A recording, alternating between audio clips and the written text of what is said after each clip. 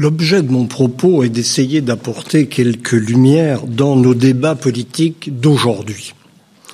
Ils gravitent pour une grande part, vous le savez, autour du libéralisme et du néolibéralisme, non sans une grande confusion sur le contenu de ces notions. C'est cette confusion que je voudrais contribuer à dissiper. Je m'efforcerai pour ce faire de proposer une identification rigoureuse de ce qu'il convient de mettre sous le nom de libéralisme. Ceci fait, nous serons mieux armés pour aborder, ce sera le second moment de mon propos, la situation actuelle du dit libéralisme et la nature de son renouvellement sous la forme du néolibéralisme. Nous serons mieux en mesure, ainsi, je l'espère, d'envisager les dilemmes actuels de la liberté. Pour aller droit d'entrée à ma thèse essentielle, la difficulté en matière d'identification du libéralisme tient à ceci que l'on mélange deux choses qui doivent être distinguées, un fait et une doctrine. D'un côté, une donnée fondamentale relevant de l'organisation de nos sociétés, de l'autre côté, une idéologie tirant les conséquences politiques de ce fait et, en outre, une idée prescriptive des conditions de fonctionnement de nos sociétés.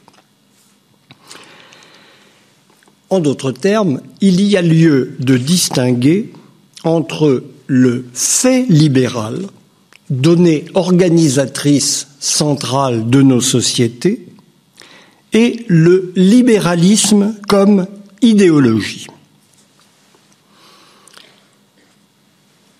Ce fait libéral est double. Il consiste, premièrement, dans l'indépendance reconnue à la société par rapport au pouvoir. Pour employer des concepts classiques, il consiste dans la séparation de la société civile et de l'État. Et, corollaire, l'indépendance reconnue aux individus de droit à l'intérieur de la société. Secondement, le fait libéral consiste dans l'inversion de la relation entre pouvoir et société par rapport à leur ancien mode de relation. Le pouvoir était posé comme antérieur et supérieur à la société, il l'a surplombée, il l'a dominée, afin de la mettre en ordre et de la faire exister comme société ordonnée. Le fait libéral résulte du renversement de cette relation. La société est posée comme première par rapport au pouvoir et comme source du pouvoir, qui devient la représentation de la société. L'indépendance de la société civile se prolonge dans le gouvernement représentatif. Ce pourquoi il convient de parler d'un renversement libéral donnant naissance au fait libéral. La formulation la plus frappante peut-être qui en ait été donnée dans le moment même où ce renversement libéral s'est produit est celle proposée par Guizot. D'un pouvoir cause, dit-il, entendons cause de la société, nous sommes passés à un pouvoir effet. Entendons un effet représentatif de la société. pourquoi maintenant ce renversement libéral et ce fait libéral? Et pourquoi les appeler ainsi? Car après tout, d'autres dénominations pourraient convenir. Bien répondre à la question demande de dire quelques mots des raisons du régime antérieur. Pourquoi cet ancien régime de subordination de la société au pouvoir? Il s'insère dans le cadre de la structuration religieuse des communautés humaines. Celle-ci définit un mode d'organisation des collectifs selon la loi de l'autre, l'hétéronomie dans la rigueur du concept. Dans ce cadre hétéronome, ce qui tient les communautés humaines ensemble est posé comme venant de plus haut, de l'invisible, du ciel, des dieux. Il est suspendu à un principe transcendant, supérieur et extérieur à la volonté des hommes, dont le pouvoir monarchique dans la tradition historique qui nous est familière, dont le pouvoir est le relais parmi les hommes. Le pouvoir sacré représente et concrétise ce qui met en ordre la société et lui donne sa loi depuis l'au-delà. Ce pourquoi, notons-le au passage, il n'y a pas même dans ce cadre de société concevable. Société, notion que nous ne cessons d'utiliser, est une notion qui émerge seulement tout près de nous, au XVIIIe siècle, et qui ne trouve son plein développement qu'à la fin du XIXe siècle. Quand nous la projetons sur le passé, et nous pouvons très bien le faire, sachons au moins qu'elle renvoie à une interprétation du fait humain originale et récente. Avant la société, il n'était question que de corps politique, où les communautés humaines se présentaient inséparables du pouvoir qui les fait exister et qui leur fournissait leur âme. Le renversement libéral, dans cette perspective, est un moment du processus de sortie de la religion engagé depuis le XVIe siècle et au fil duquel s'est formé le monde que nous connaissons. Le fait libéral est un des principaux produits de cette révolution moderne qui a donné lieu à un nouveau mode de structuration des communautés humaines, la structuration autonome. Le fait libéral est en particulier le produit de la troisième vague de la révolution moderne. Sa vague historique, venant après sa vague politique et sa vague juridique. Car ce sont là les trois composantes d'un monde autonome. Par monde autonome, il faut entendre un monde qui cesse d'être organisé en fonction de l'obéissance aux dieux et aux puissances surnaturelles pour s'organiser à l'opposé en vue de la capacité de se donner sa propre loi, mais pas seulement, comme le dit le terme autonomie, organisé aussi en vue de se produire lui-même. Un monde autonome est d'abord, première composante, un monde organisé en communautés politiques doté de moyens de s'autodéterminer. C'est le sens de l'émergence et de la formation sur des siècles des États-nations. Un monde autonome est ensuite, deuxième composante, un monde qui cesse d'avoir pour fondement de son droit et du pouvoir légitime un principe extérieur et supérieur, un principe supra-humain. C'est le sens de l'invention de ce que nous appelons aujourd'hui le droit naturel moderne, dont le fruit intellectuel qui nous est le plus familier est le schéma contractualiste, qui reconnaît pour base de tout droit le droit détenu d'origine par les individus du seul fait de leur existence. Ce que traduit la formule que vous connaissez tous, les hommes naissent libres et égaux. Entendons également libres.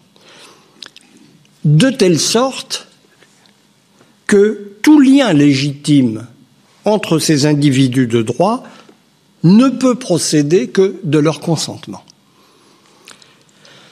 Ces deux composantes nous sont très familières, mais il y en a une troisième qui reste la plus mal comprise, alors pourtant qu'elle est au cœur de nos difficultés.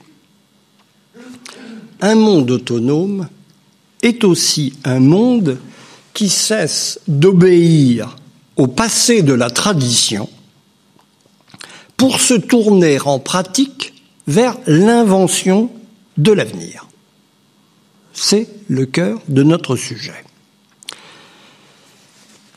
Un principe de légitimation extérieure et supérieure, en effet, est toujours en même temps un principe antérieur. Il vaut d'au-dessus, donc il valait depuis toujours. Il valait avant, il vaudra à jamais. C'est pourquoi les sociétés structurées religieusement sont des sociétés de tradition, dans la plénitude du terme. Des sociétés qui se déploient sous le signe de la fidélité à leur modèle fondateur et qui sont hostiles au changement qui pourrait affecter leur organisation. Cela ne les empêche pas, dans les faits, de changer, parce qu'une société humaine ne peut pas ne pas changer. Mais elles changent malgré elles. Elles sont organisées pour ne pas changer, ce qui fait, au final, qu'elles changent, mais lentement. À l'opposé, nos sociétés s'organisent en vue de leur propre changement. C'est ce qui en fait des sociétés pour l'histoire. En fonction de quoi ce concept d'histoire acquiert le sens que nous lui connaissons depuis le début du XIXe siècle, en fait. Le déploiement de la structuration autonome va prendre l'aspect d'un basculement du passé fondateur vers l'avenir à construire. Ce basculement s'esquisse à partir de 1750, où perce sa première expression sous le nom qui nous est resté familier de progrès. Nous pouvons en résumer l'esprit dans une formule très simple: l'avenir sera supérieur au passé. C'est à cet avenir meilleur, où nous serons plus riches, plus éclairés, plus instruits, plus libres, que nous devons travailler.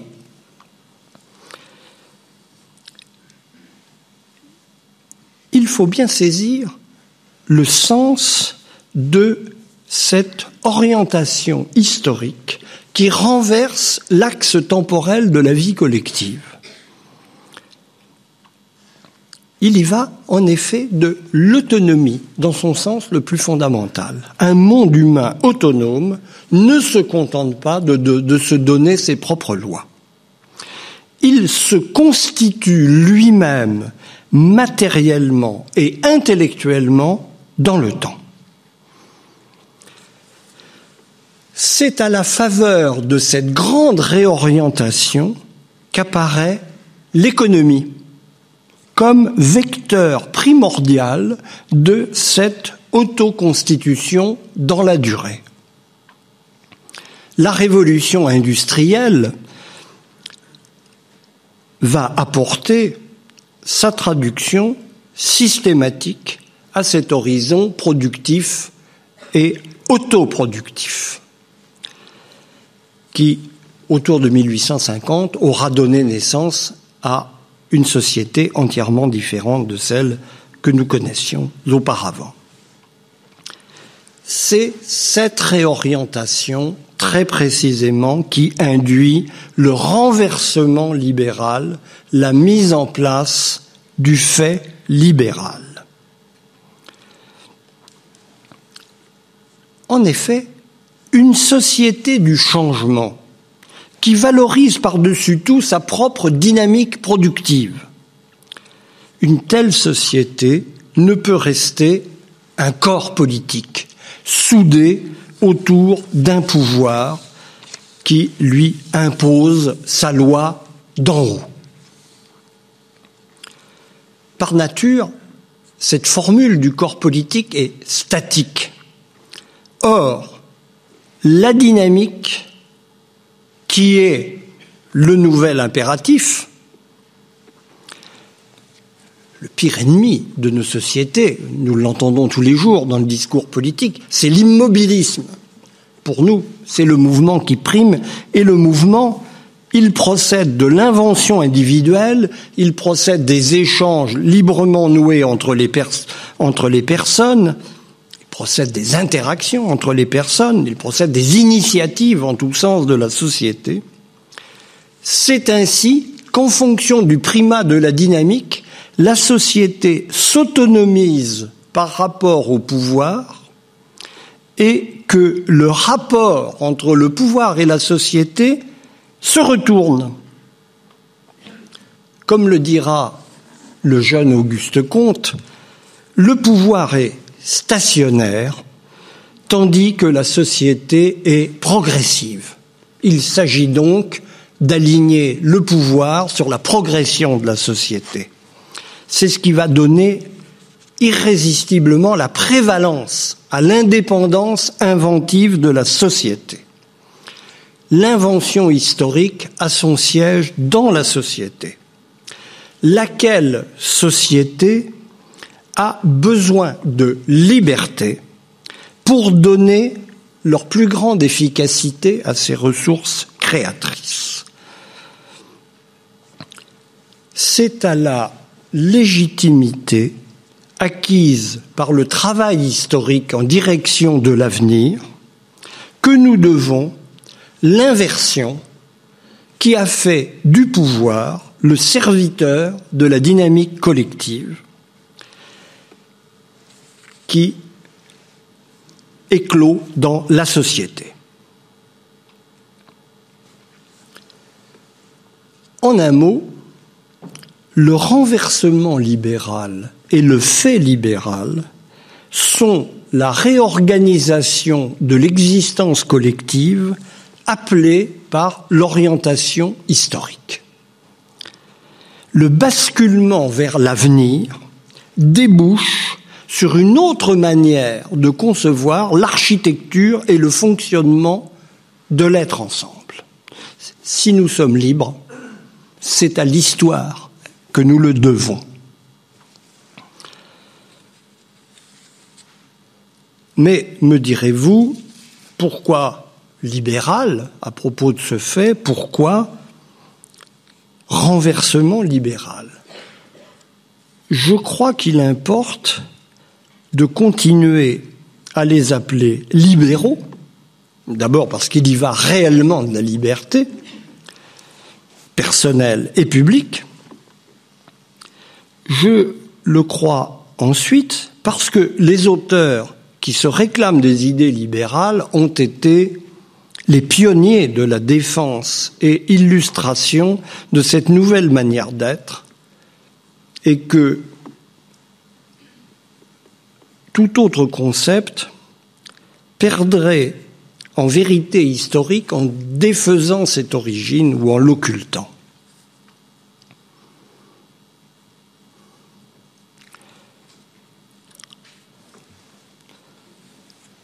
Avant d'en venir au libéralisme comme idéologie, cette fois, je souligne le caractère politique primordial du renversement libéral et du fait libéral.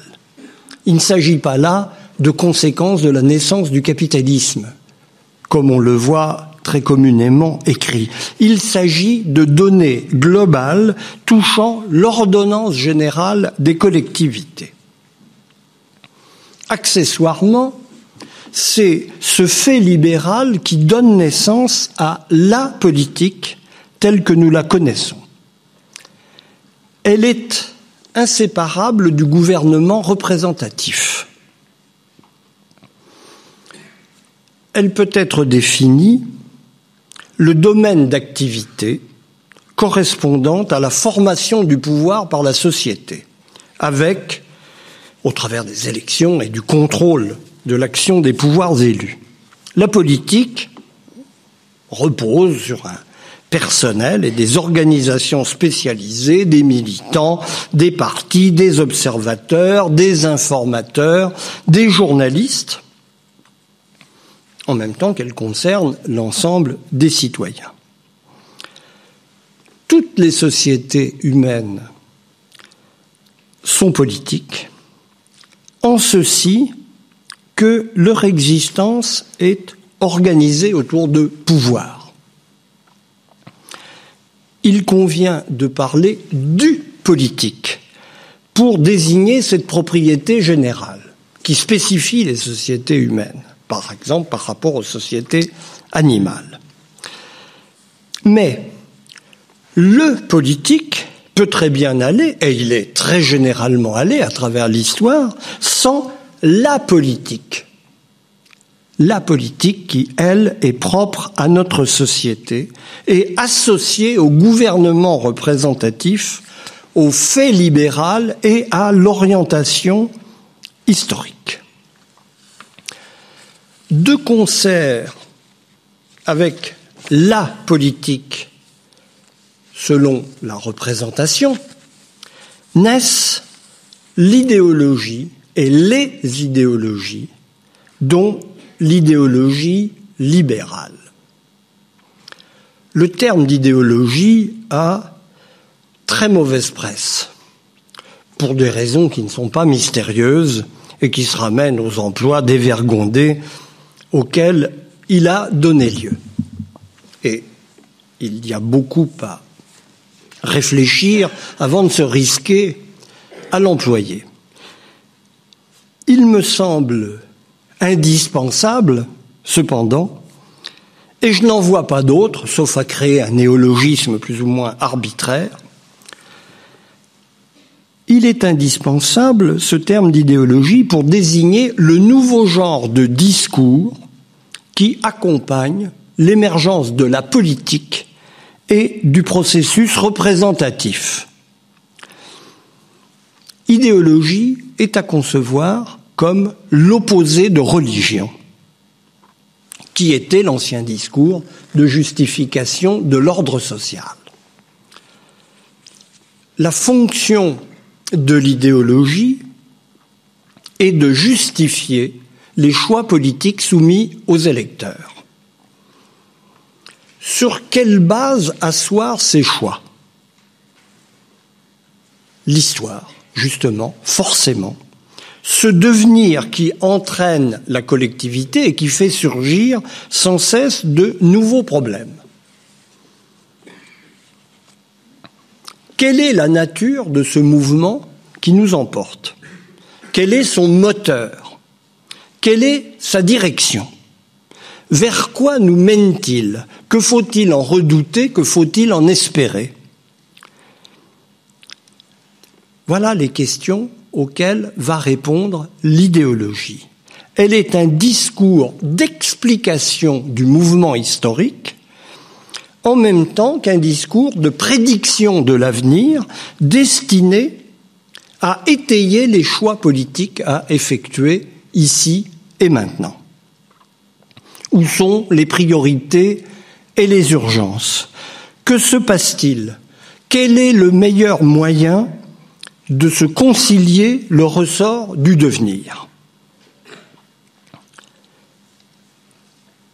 Une anatomie rigoureuse de ce discours composite, qui mêle plusieurs genres de discours, est possible,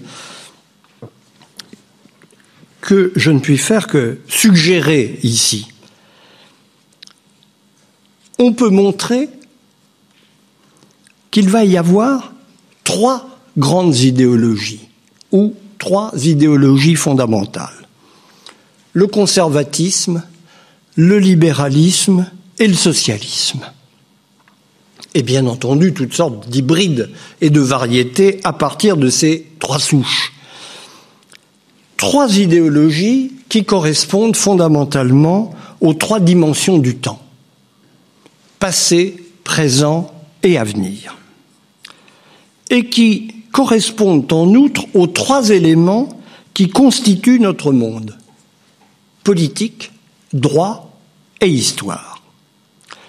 Le conservatisme privilégie l'attachement au passé et fait confiance aux politiques en priorité. Dans la mesure où c'est du politique que nous pouvons attendre ce qui fait, aux yeux des conservateurs, la valeur fondamentale de la vie sociale, l'ordre, condition de toutes les autres valeurs. Le libéralisme valorise le compromis au présent qu'il considère comme qu'il lie, dont il attend la garantie du droit, en fonction de son attachement à la liberté qu'il regarde comme la source de l'efficacité collective. Le socialisme, enfin, met au premier plan les espérances du futur, en fonction de sa volonté de justice et de sa foi dans la capacité d'invention et de transformation de l'histoire. Si des sociétés très différentes de celles qu'on connaissait sont apparues, pourquoi une société encore plus différente ne serait-elle pas possible ?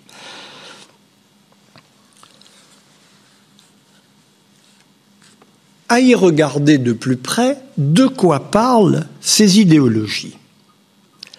Centralement, elles parlent de la place à donner au fait libéral. Ce sont des discours qui proposent des interprétations du fait libéral proportionnées aux orientations qu'elles développent. Le conservatisme se méfie du fait libéral en tant que source de désordre, si ce n'est d'anarchie. D'où sa volonté de contenir le fait libéral, si l'on en reste à un conservatisme modéré, ou sa volonté carrément de l'abolir dans le cas d'un conservatisme radical grâce à la restauration de l'ancien primat de l'ordre politique. Le libéralisme, lui, entend donner au fait libéral la plus grande place possible, en accordant le plus de liberté possible aux individus et à leurs transactions et interactions au sein de la société, tout en limitant autant que faire se peut l'emprise du gouvernement. Quant au socialisme, ramené à son noyau essentiel, il entend dépasser le fait libéral dans lequel il voit une source majeure d'injustice. Il le lit comme une ruse de la puissance pour abuser les faibles. D'où ce qui a été historiquement son remède favori, l'abolition de la propriété privée et l'appropriation collective des moyens de production, supposée permettre de résorber la séparation de la société.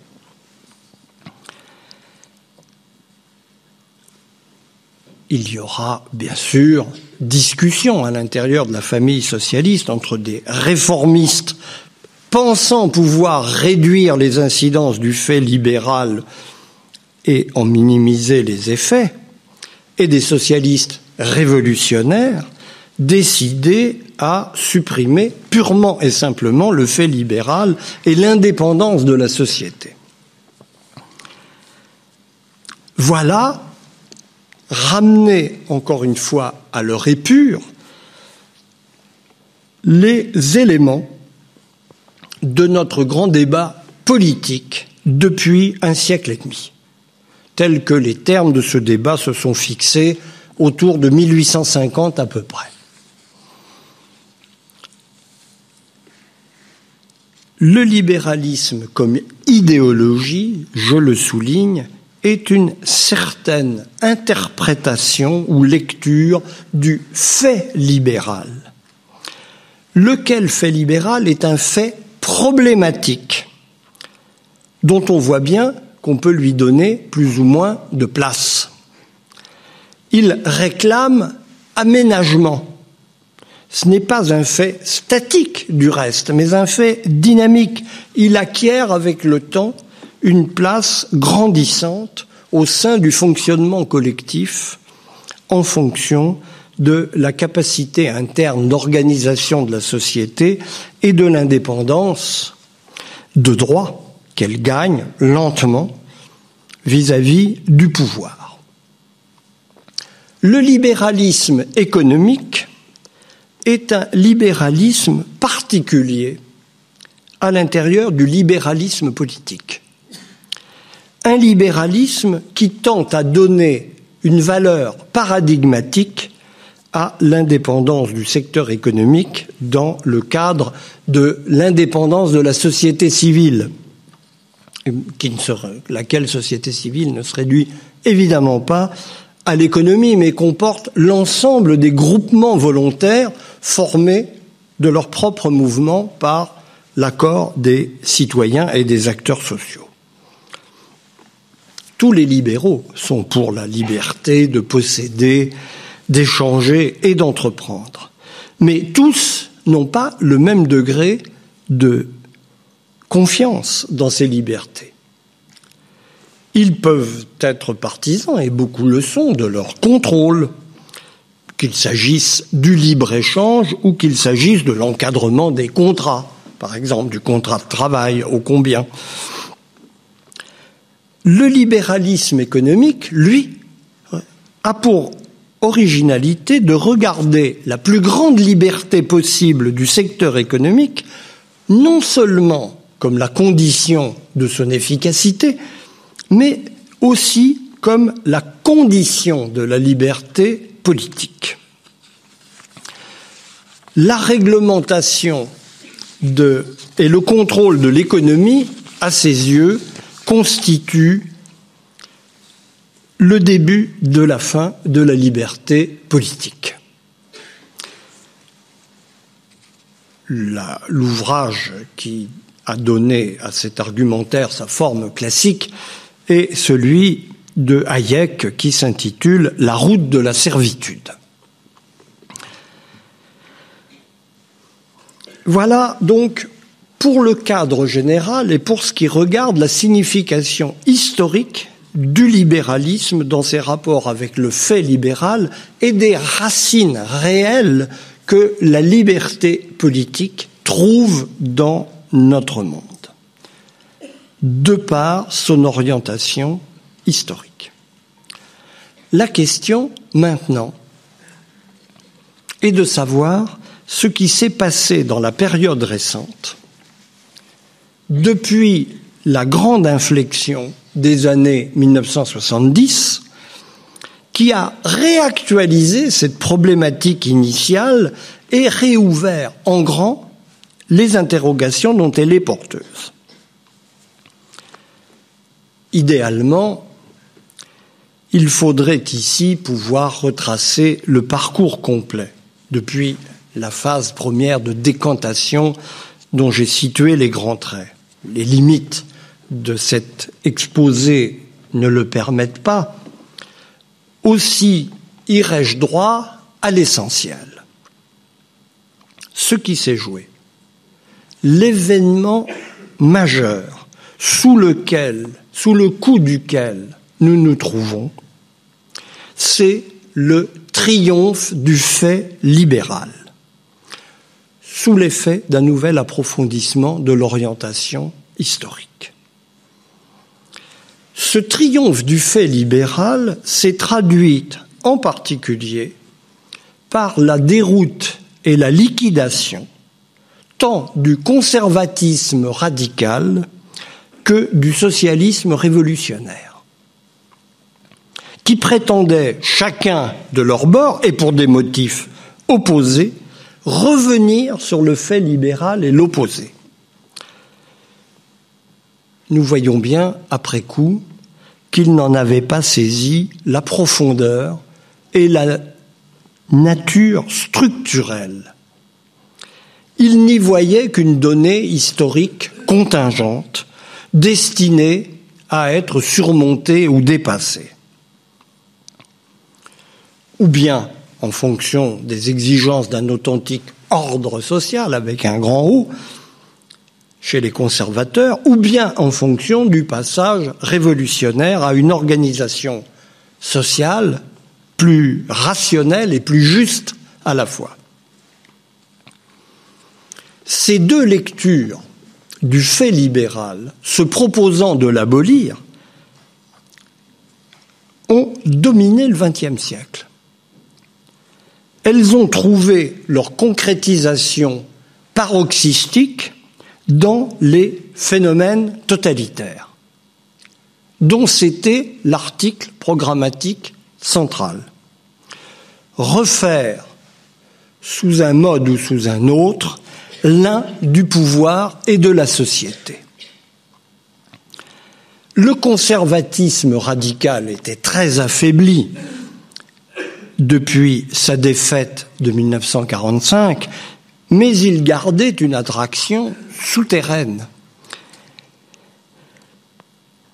Quant au socialisme révolutionnaire, il continuait plus que jamais d'enflammer les esprits.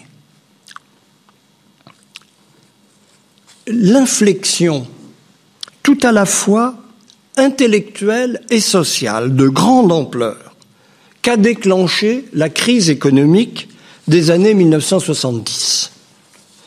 Le choc pétrolier de l'automne 1973 étant le point de départ. Une inflexion qu'on peut dire, je crois, civilisationnelle. Cette inflexion a eu pour effet de consacrer le fait libéral, qui est en train de prendre, car ce sont des mouvements dont nous parlons, qui est en train de prendre ses dimensions maximales. C'est à cette source qu'il faut rapporter les transformations spectaculaires de l'allure et de la marche de nos sociétés depuis lors. Toutes ces choses dont nous parlons depuis une quarantaine d'années, le déploiement d'un nouvel individualisme, la montée du droit, le retour de l'entrepreneur, la consécration en majesté du marché, le libre-échange, la globalisation, mais aussi bien dans la vie familière de nos sociétés, l'explosion associative, le consensus autour de la démocratie, tous ces phénomènes se relient semblablement à ce fait central de la consécration du fait libéral. Il n'y a plus de place dans ce cadre qui s'est installé sans heurts ni rupture pour la perspective d'un dépassement du fait libéral. Cela nous est devenu impensable. La liberté individuelle a pris pour de bon le statut de principe organisateur suprême dans toute l'étendue de ses conséquences, avec son corrélat, qui est la liberté des accords interindividuels. Liberté personnelle, bien sûr, mais aussi bien liberté d'entreprendre, liberté de créer un journal, une télévision, un parti politique, une association. Bref, liberté des acteurs de la société civile de s'organiser comme ils l'entendent. Nous ne pouvons penser autrement. Dans l'autre sens, il n'y a plus grand monde pour croire en la capacité de l'État à mettre une société en ordre par en haut et à l'administrer de part en part rationnellement. Cet horizon a quitté le champ du pensable, tout comme la foi dans la capacité de la puissance publique d'organiser la vie économique et de la gérer de manière optimale dans l'intérêt collectif. C'est une perspective qui a cessé d'être croyable, alors qu'elle avait soulevé d'immenses espoirs en une société meilleure pendant des décennies. Événement extraordinaire que celui qui, de manière silencieuse, sans fracas, change ce que nous pouvons penser de l'organisation de notre société et de la manière la meilleure de l'aménager. En ce sens-là, et c'est là qu'est la nouveauté essentielle de notre situation intellectuelle et morale, ou de notre conjoncture idéologique, pour employer des termes sans doute mieux appropriés, en ce sens-là, nous sommes tous devenus, que nous le voulions ou non, que nous le sachions ou non, ce qui est remarquable encore plus, nous sommes tous libéraux. Entendons qu'il n'existe plus, en réalité, que, outre les libéraux avoués, que des conservateurs libéraux ou des socialistes libéraux.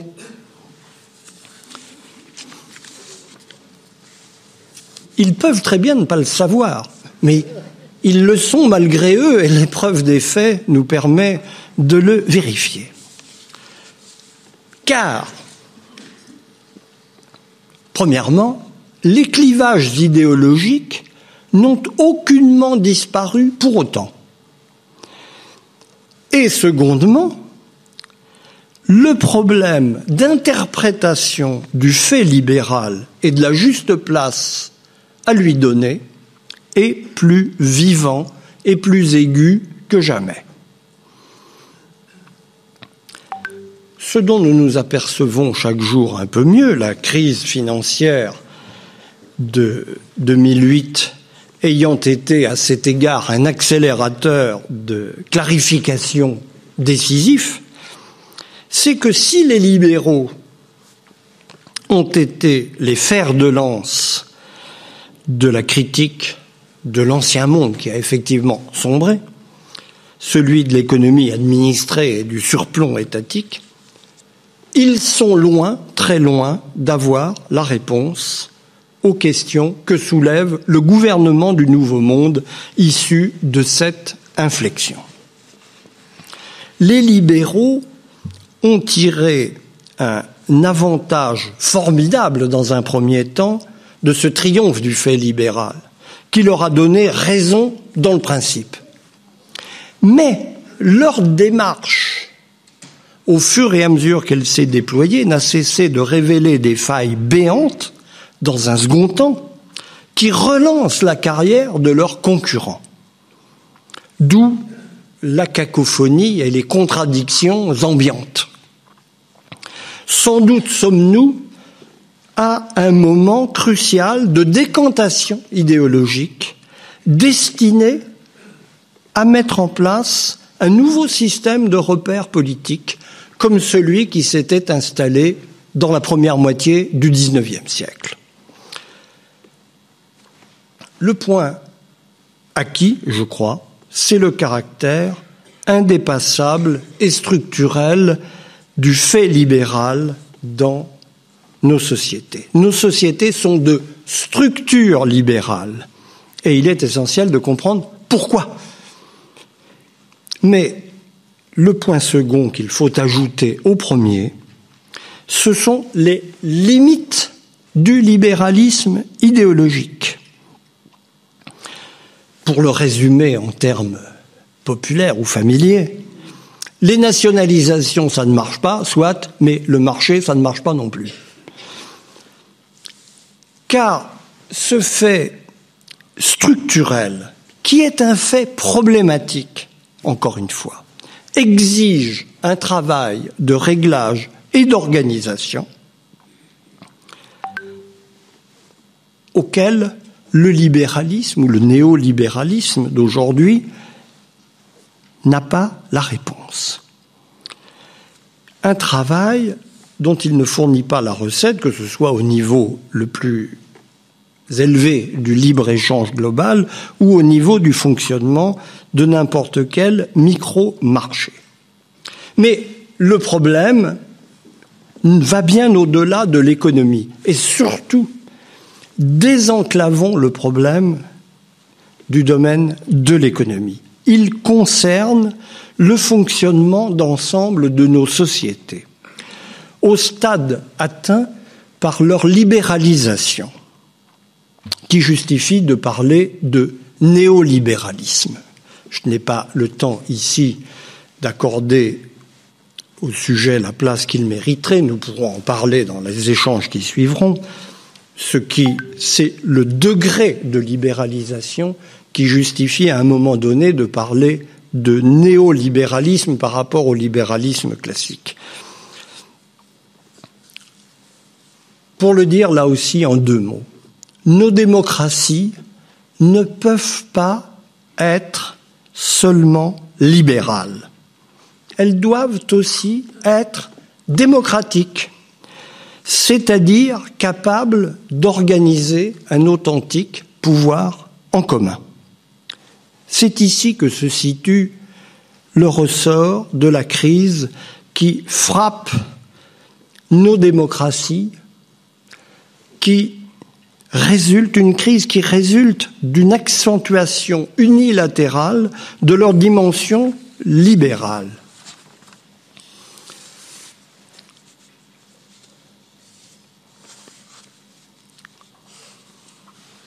D'une manière générale, le libéralisme est à l'instar de n'importe quelle autre idéologie.